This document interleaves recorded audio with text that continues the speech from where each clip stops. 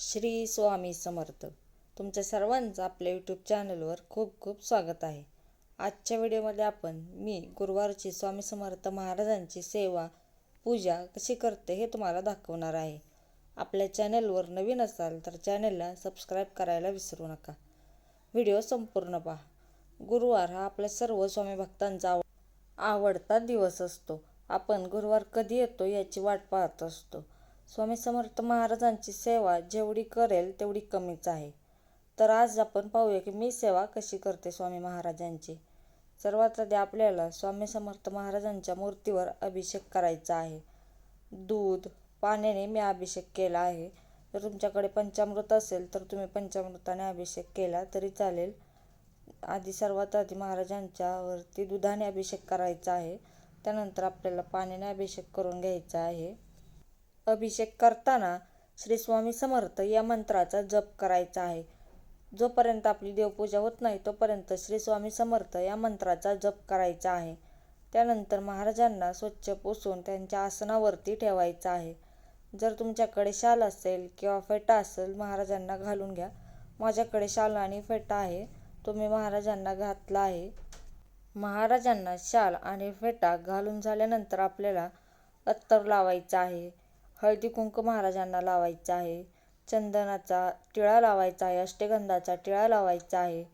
जर तुमच्याकडे फुले असतील तर फुले लावून घ्यायची आहेत. त्यानंतर आपल्याला दिवा लावून घ्यायचा आहे. दिवा लावून घेतला आहे मी. त्यानंतर धूप अगरबत्ती महाराजांना ओवाळून लावायचे आहे. हे सर्व करत असताना आपल्याला श्री स्वामी समर्थ या मंत्राचा जप चालूच ठेवायचा आहे. श्री स्वामी समर्थ महाराजांची सेवा आपण जेवढी करू तेवढी कमीच आहे. प्रत्येकजण आपापल्या परीने सेवा करत असतो. मला जेवढी जमेल तेवढी सेवा करत असते आणि आज मी ती तुमच्यापर्यंत पोचवत आहे. अगरबत्ती लावून सर्व देवांना ओवाळून घ्यायचे आहे व नंतर लावायचे आहे. त्याचबरोबर धूप पण आपल्याला लावून सर्व देवांना ओवाळून ठेवायचे आहे. मी आधी बाकी सर्व देवांना अभिषेक करून ठेवले होते व नंतर महाराजांना अभिषेक केला होता. सर्व देवांना धूप लावून घेतल्यानंतर आपल्याला मी गुरुचरित्राचा 14वा अध्याय व 18वा अध्याय गुरुवारचा वाचते. प्रत्येक गुरुवारी मी वाचत असते गुरुचरित्राचा 14वा 18वा अध्याय. आणि नित्यसेवेमध्ये रोज एक माळ श्री स्वामी समर्थ मंत्राचा जप आणि तारक मंत्र हे 2 सेवा मी करत असते. आणि श्री स्वामी समर्थ महाराजांचे श्री स्वामी चरित्र सारामृत या ग्रंथाचे मी महिन्यातून एकदा किंवा 15 दिवसातून एकदा तरी पारायण करते. एका दिवसाचंच पारायण करते मी. एका दिवसामध्ये एक पूर्ण पारायण करते. नंतर जसं जमेल मला तसे गुरुवार करते किंवा 7 पारायण करते, 11 पारायण करते. ते पण आता इथून पुढे मी तुम्हाला दाखवेल की मी कोणकोणत्या सेवा कशा करते. महाराजांना धूप दिवा अगरबत्ती लावल्यानंतर महाराजांची फुले अर्पण करायची आहेत. महाराजांना माझ्याकडे फुले नव्हती, तुम्ही झेंडूची कशाची तुमच्याकडे जे फुले हार असेल तर तुम्ही महाराजांना अर्पण करा. आणि त्यानंतर मी गुरुचरित्राचा 14वा व 18वा अध्यायाचं पठण करते. गुरुचरित्रातील 14वा व 18वा अध्याय केल्याने आपली जी काही इच्छा आहे ती पूर्ण होते.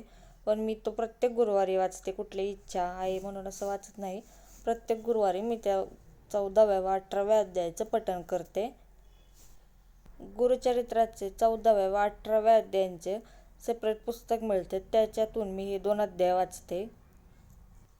14वा व 18वा अध्याय वाचताना आपल्याला गुरुचरित्र ग्रंथातून तो वाचायचा नाही आहे. गुरुचरित्र हा पवित्र ग्रंथ आपल्याला रोज हाताळायचा नसतो. त्यासाठी आपल्याला छोटं पुस्तक मिळतं 14व्या व 18व्या अध्यायाचं. ते घेऊन आपण त्याच्यातून ग्रंथ वाचायचे आहेत. ग्रंथ वाचून झाल्यानंतर एक माळ श्री स्वामी समर्थ या मंत्राचा जप मी करते. जप झाल्यानंतर तारक मंत्र म्हणते. 1 वेळा तारक मंत्र म्हणायचा आहे. आणि ही सर्व सेवा झाल्यानंतर महाराजांना आपल्याकडून सेवा करताना काही चुकी झाली असेल तर महाराजांची माफी मागायची आहे आणि सेवा करण्याची संधी द्या असे महाराजांना प्रार्थना करायची आहे.